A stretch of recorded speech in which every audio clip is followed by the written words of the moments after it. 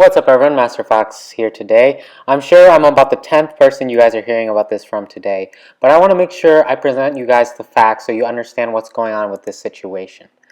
I'm sure many of you have heard that DN was recently put under a cease and desist notice by NAS, not KONAMI. NAS is actually the division that owns the animation as well as the artworks for Yu-Gi-Oh! So all the animation, I believe, in the anime, as well as the artwork on the cards itself is owned by NAS. So for now, stop freaking out about Konami taking over and doing crazy stuff. It's not Konami's fault by any means as of right now. We know that it is NAS that filed the cease and desist.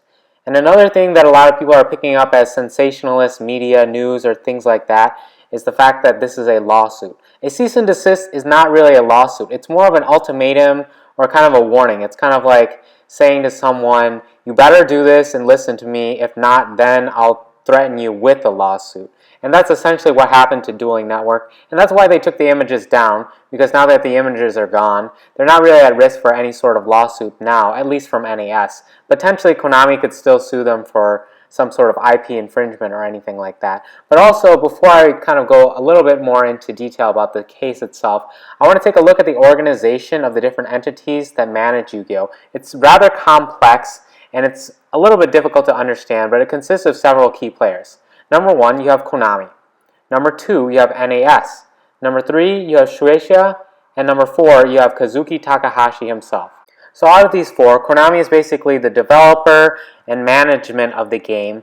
They kind of control the game, and they're the publisher, so they actually print the cards and work on all of that. NAS, as I mentioned, is the animation studio owning all the animation as well as the artworks on the cards. Shueisha is presumably the big owner of everything Yu-Gi-Oh! Related, probably all the products and anything like that. And Kazuki Takahashi may or may not be related to Shueisha. That I'm not so sure about, but I do know that he probably holds the main copyrights, the IP, and the franchise itself. So overall, this is a complex issue as it's managed by several different entities. We blame everything on Konami a lot of times because Konami's at the forefront. While they may be at fault for things like the ban list, something like this is not their fault as far as we know, because Yu-Gi-Oh! Organization, which is a very reliable source, has reported that it was not Konami that was the one that issued the cease and desist.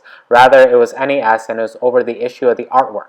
Now, if we look at this from a fair use standpoint, which is what a lot of people are arguing for, fair use would cover things like educational uses, parody or satire, reviews, as well as commentary. Dueling Network doesn't really fall under any of these categories, so it doesn't qualify for fair use in terms of the artwork or any of the IP that you would be using for it.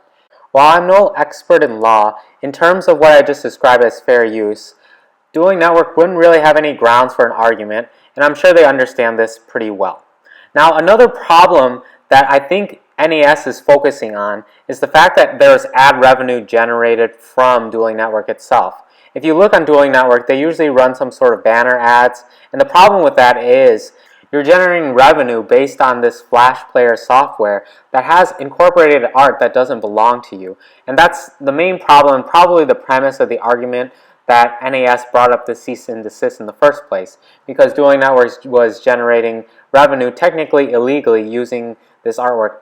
But now with the artwork removed, Dueling Network should be in the clear. Even if they choose to continue running ads, I don't see any sort of continuation or any further lawsuits or litigation following this, especially since in the past Konami did have some sort of run-in with Dueling Network. I don't know if you guys remember, but it had to do with the backs of the cards, because Dueling Network was using essentially a carbon copy of what the backs of normal Yu-Gi-Oh! Cards look like in real life as the backs for the cards on Dueling Network. And Konami didn't really like that, so they were like, hey, you guys shouldn't do this anymore. And then Dueling Network did change the backs, and now you have the more simplified backs, kind of similar to the anime backs, and then you have these other different custom backs to the cards, and Konami seemed okay with that. I'm fairly certain that Konami does know about the existence of Dueling Network, as well as DevPro, YGOPro, and all these other different programs for playing Yu-Gi-Oh! Online. But Konami has taken a pretty much laissez-faire approach to it, and they take it pretty much as free advertising, which makes a lot of sense because a lot of players do stay in the game because of this. So it's interesting why NAS now has stepped up and decided to say, hey, you guys shouldn't be doing this. You guys shouldn't be having our artwork on your program or something like that. So it's kind of interesting to me.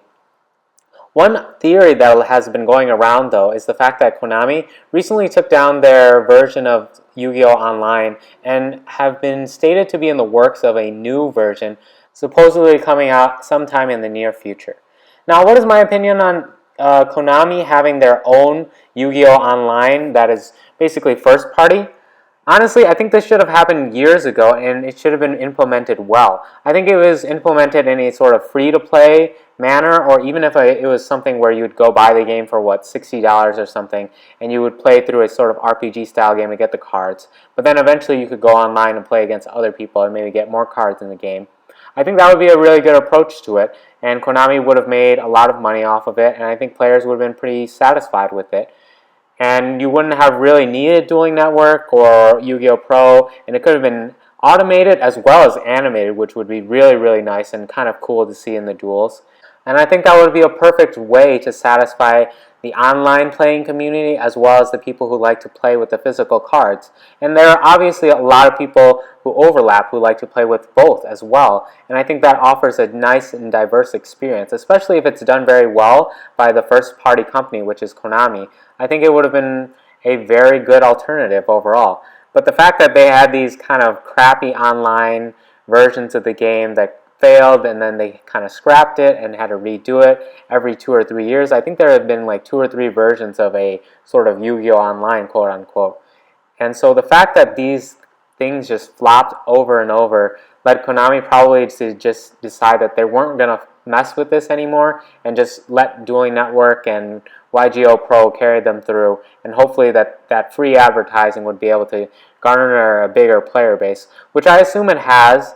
And so Konami is satisfied with that, not willing to invest tons of money or resources in anything else or any new projects like that. So that's pretty much it for this video. Make sure you guys realize that this is NAS's doing and not Konami's. So for once, Konami is not to blame for this. But other than that, tell me what you guys think in the comment section below. Give this video a thumbs up, and I will see you guys in my next video. Thank you.